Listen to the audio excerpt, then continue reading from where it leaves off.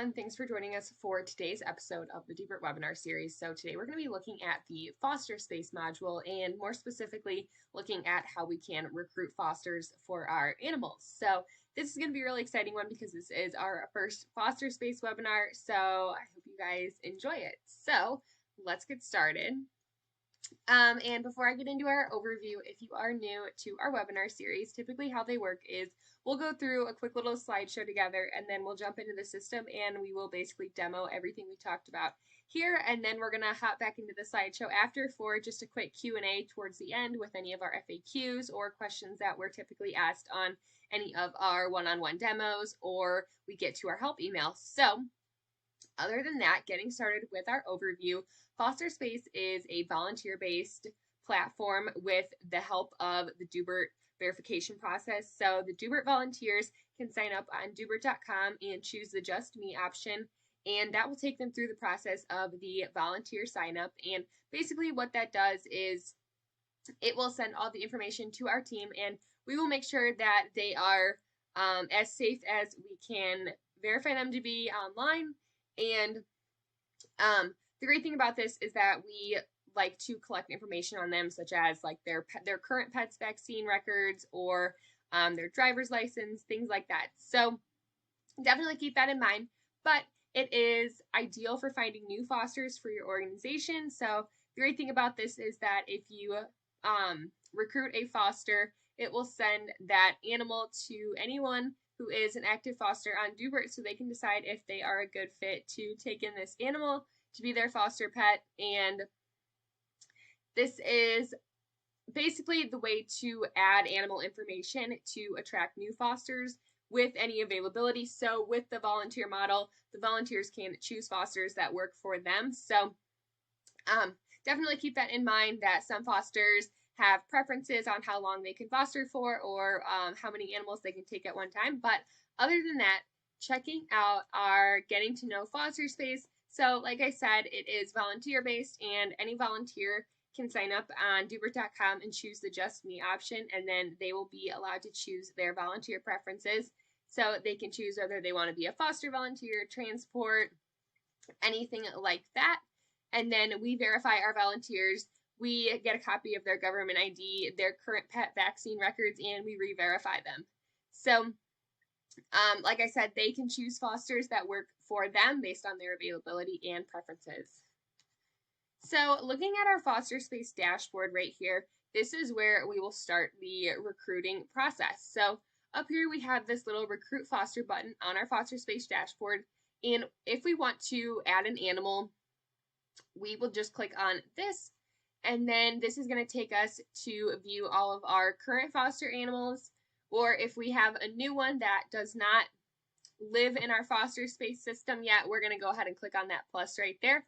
And looking at our animal details, what we can do is either add an existing animal profile, so one that is already existing in your animals tab within your organization's account, or we can go ahead and manually add the animal details, just depending on what your situation looks like. For example, if you have an animal profile already created, if you've used it for a case within your CCM or your transport, anything like that. So if that animal profile is already created, you can carry it over into FosterSpace, but if you don't have one, you can add a new one.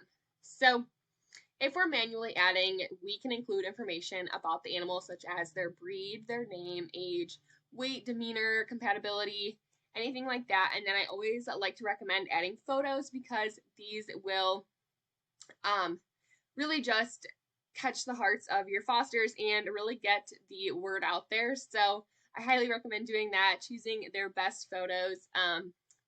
And the great thing about the FosterSpace process is that you can add personalized application questions to determine if the applicant is a good fit for your animal. So you can go in and basically customize some questions that you want to show up on the foster application. So I'll show you guys that in a little bit once we get into the process. So that is all I have for our slides. So now we're going to jump into the system and talk about everything we just mentioned here. Okay, so now I'm logged in as an organization. So I am on our organization dashboard right now. So what I'm going to do is head over to our FosterSpace module right here, and I'm going to click on that. And then I'm going to head up to our dashboard right here and click on that. So now we are in our FosterSpace dashboard, and I am demoing in our beta environment, so that's why we have a couple testing email addresses in here, but this is our FosterSpace dashboard where you can basically get a high-level view of what's going on with your fosters.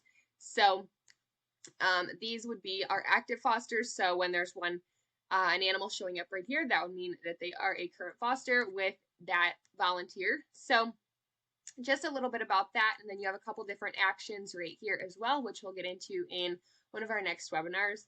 But other than that, I'm going to head up to our recruit foster option right here, and I'm going to click on that. And then this is what I was talking about, where you can view your existing fosters as well as any applications that you might have on them. So when you get an application for a foster, you'll be able to check that out right here. And then if you have an applicant declined, anything like that. So if the animal that we're looking to find a foster for is not already in our FosterSpace, we're going to go ahead and click on this plus sign right here and add a new foster. So select an animal from your organization. This is where we'd be able to choose one of our existing animal profiles. So for example, we use the animal profile already in CCM, transport, anything like that, or we just have an animal profile to store all of that animal's information. So totally depends on your situation, but I'm going to go ahead and do a manual add just to show you guys, as well as the what it would look like if we selected one from our organization. So I'm going to go ahead and click on Daisy the dog right here, and then all of that information has auto-populated in, as well as any pictures that were within the animal profile. So that's really great. And then you can basically go through and add any information that you don't have but you want to add. So for example, any of the compatibility for that animal, the about stories, their demeanor. We have a couple options here as well. Breed, type, age, weight, gender, all things like that. And then if you want to add any more photos, you can do that as well.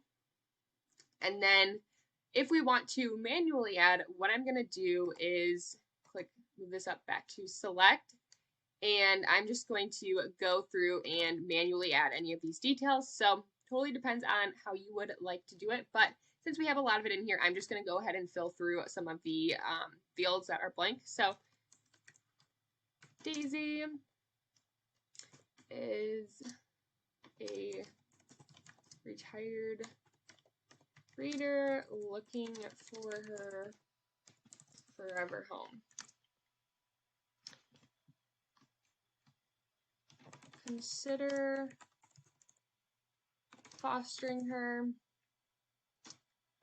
as a step towards finding her a loving home. She is very sweet and loving and gets along with other dogs and cats. So you can just put a little bit about the animal, anything that you want to share, anything important, whatever you prefer. So then right here we can put in any compatibility. But I said that she gets along with dogs or cats, great. So I'm going to leave all of these blank, so meaning that she's very compatible. We don't know of any non-compatibility. And then we're going to go ahead and choose her demeanor. I personally love the demeanors. They are so fun. So I'm going to go ahead and put that she's a busy bee. And we have a photo of her. That looks great.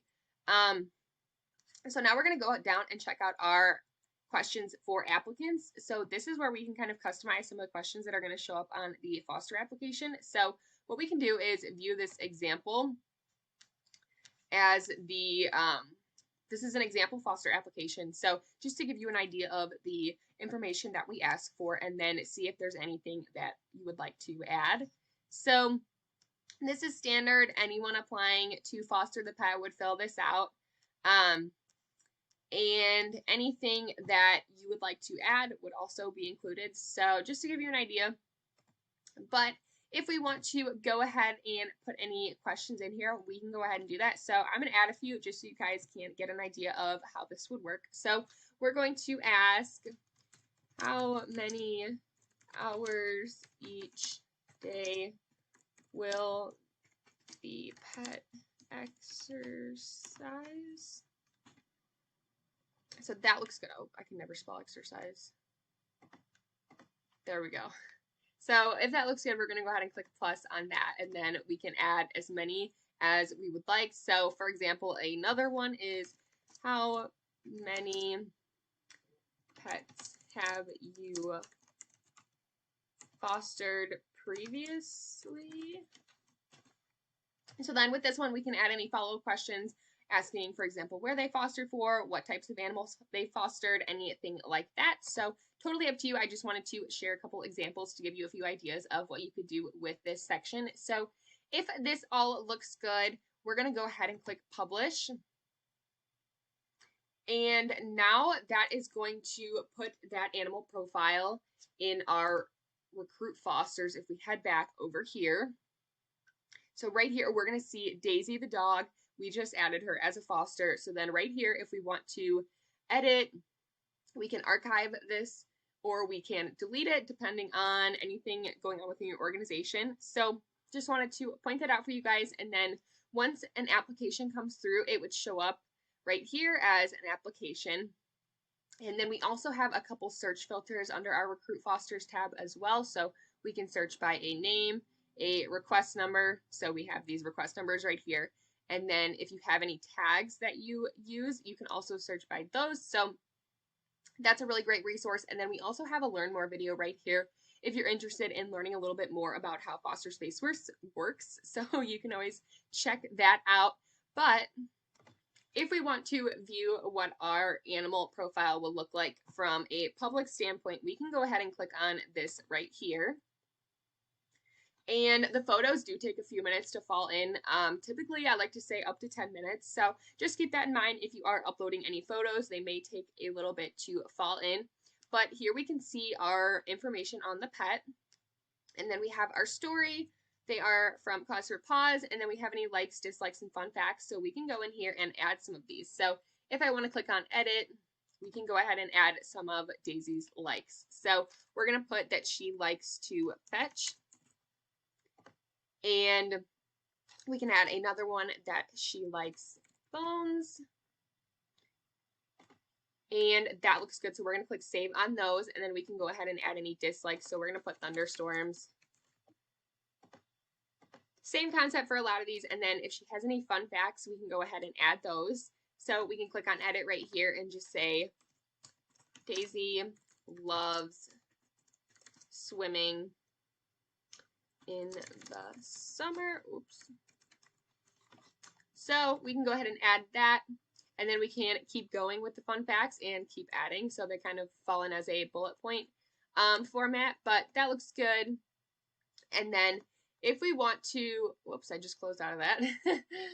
If we want to share anything that Daisy's been up to, we can go ahead and write something about her right here and then add any photos or videos. So that's a really great feature to kind of have like a little website page for the foster and really get the word out there and let their personality shine. So I highly recommend adding what they've been up to, if they're currently with a foster, or basically what they've been doing, what they like, all fun things like that that a potential foster would love to see. So I highly recommend doing that. We can just type something right here. We can put Daisy went swimming today with her current foster. So for example, if she's looking for a new foster, anything like that, we can say she's been swimming with her current foster today. She would love if her next foster has a pool. So that's really fun. We can add a photo over in the pool if we wanted to, but that looks good. So we're going to click on post. So that's going to fall in right here, and then you can heart the little comment right here. So that's really fun. But other than that, that is all I have for our Recruiting Fosters webinar. So we're going to jump back into our slides and go through a quick little Q&A. Okay, so for our first question, it says, how do I know the difference of when to use FosterSpace or CCM to manage my fosters? So great question. So the thing with FosterSpace is, since it is a volunteer model, if you already have a network of fosters, you would want to encourage them to sign up at Doobert.com and as the volunteer on the Just Me option. So then they would be able to be basically managed through FosterSpace. But if you prefer to not do that, the other way we would do this is through CCM. So CCM is basically more geared towards organizations who have a existing foster network, whereas FosterSpace is a little bit better for those who don't have a foster network built up yet. And it basically gives you the resources to find fosters. But if you already have those existing fosters, CCM is a good option for that because they don't have to sign up or anything like that. And you can just send them emails, text, forms, communicate with them in any way that you would like to. But with FosterSpace, it's a little bit different because we are connecting your organization with a Doobert volunteer. So I hope that makes sense, but if you have any questions on that, feel free to email us at help@Doobert.com, and I'd be more than happy to explain it in a little bit more detail for you. And our next question is, does every foster applicant have to be a volunteer on Doobert? And the answer to that is yes. So every person who fills out a foster application will have to be a volunteer on Doobert. So just keep that in mind that they will have an active volunteer application as well. So that is all I have for today's webinar. I hope you guys enjoyed, and I hope to see you in our future webinars.